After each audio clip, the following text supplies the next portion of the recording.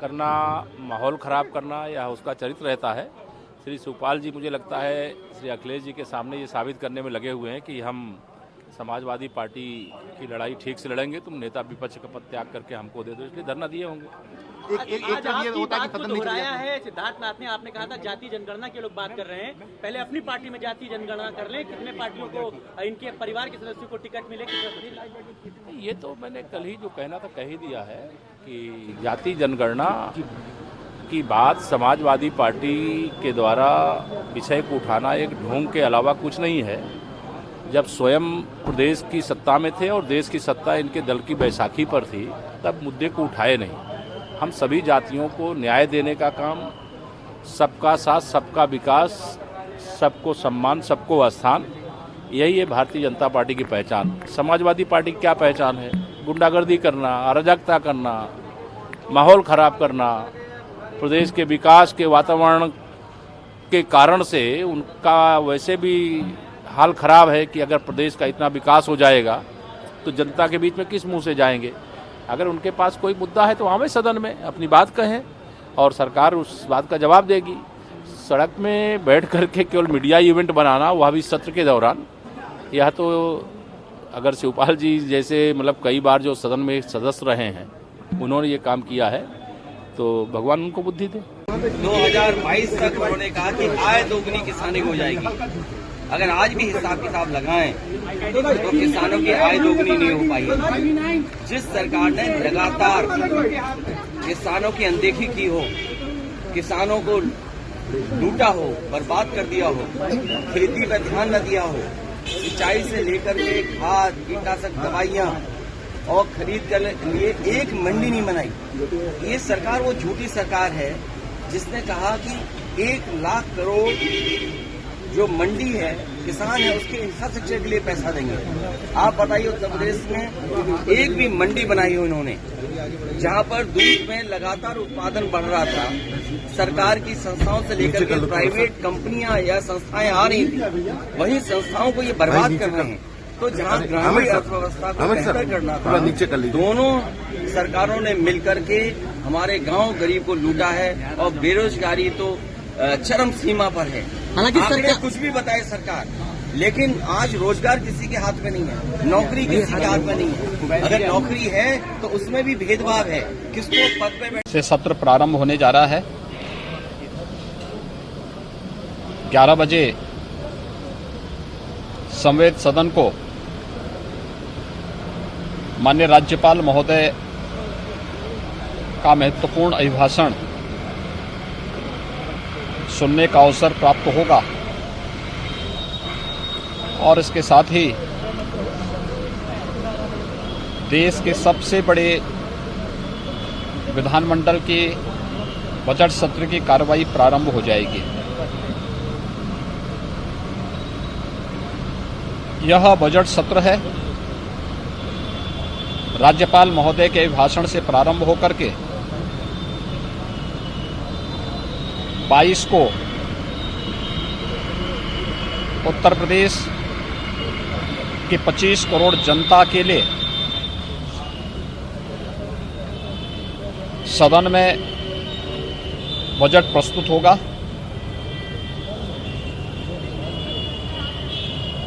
इसके उपरांत अभिभाषण पे और बजट पे दोनों सदनों में चर्चा होने के उपरांत इन्हें पारित किया जाएगा। अन्य विधायी कार्य संपन्न होने हैं। माननीय विधायकों के द्वारा अपने क्षेत्र से संबंधित विभिन्न मुद्दों को भी सदन के पटल पर रखने और सरकार का ध्यान आकर्षित करने का एक अवसर प्राप्त होगा।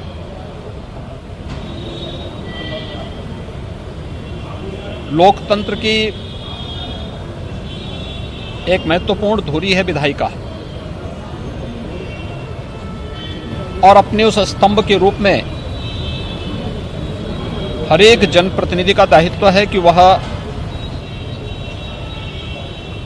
अपनी बात को प्रभावी ढंग से,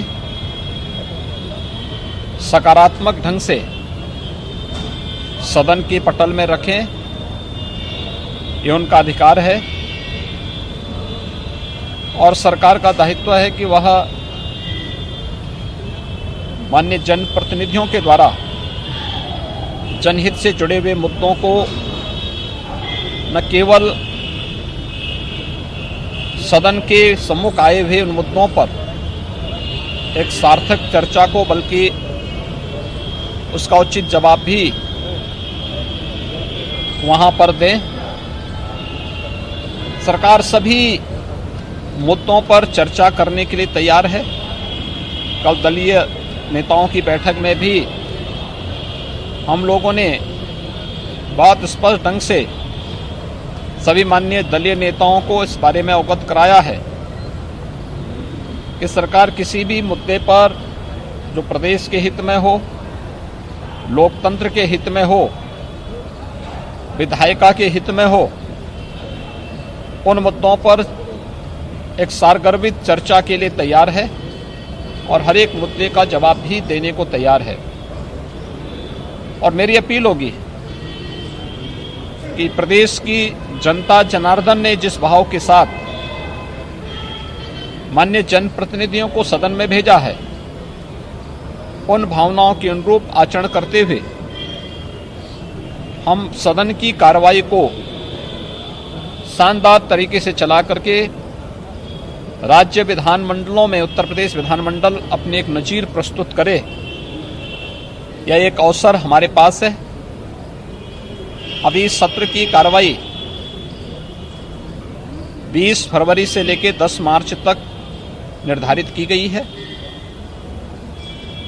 अगर कोई तिथि ऐसा लगता है कि इसमें है तो उस दौरान हम लोग शनिवार के दिन भी कार्य दिवस को लेने के बारे में गंभीरतापूर्वक सभी दलीय नेताओं के साथ मिलकर के माननीय अध्यक्ष महोदय और सभापति महोदय इस कार्यक्रम को और उस एजेंडे को उस रूप में तैयार करेंगे और अच्छी बहस को का एक मंच हम बनाएं। हमारा सदैव से मानना रहा है कि लोकतंत्र में सत्ता पक्ष और विपक्ष ये दोनों लोकतंत्र की महत्वपूर्ण धुरी है और इस महत्वपूर्ण धुरी में दोनों को मिलकर के जनता जनार्दन ने जो दायित्व जिसको सौंपा है उसके अनुरूप दोनों अपने दायित्वों का निर्वहन करें। असहमति हो सकती है, लेकिन सत्ता पक्ष भी कभी किसी मुद्दे से चर्चा से भाग नहीं सकता। अगर वो प्रदेश के हित में है, जनहित से जुड़ा हुआ मुद्दा है, लेकिन असहमति के कारण हम कार्य को बाधित करें, यह न लोकतंत्र के हित में है और न ही यह प्रदेश के हित में है।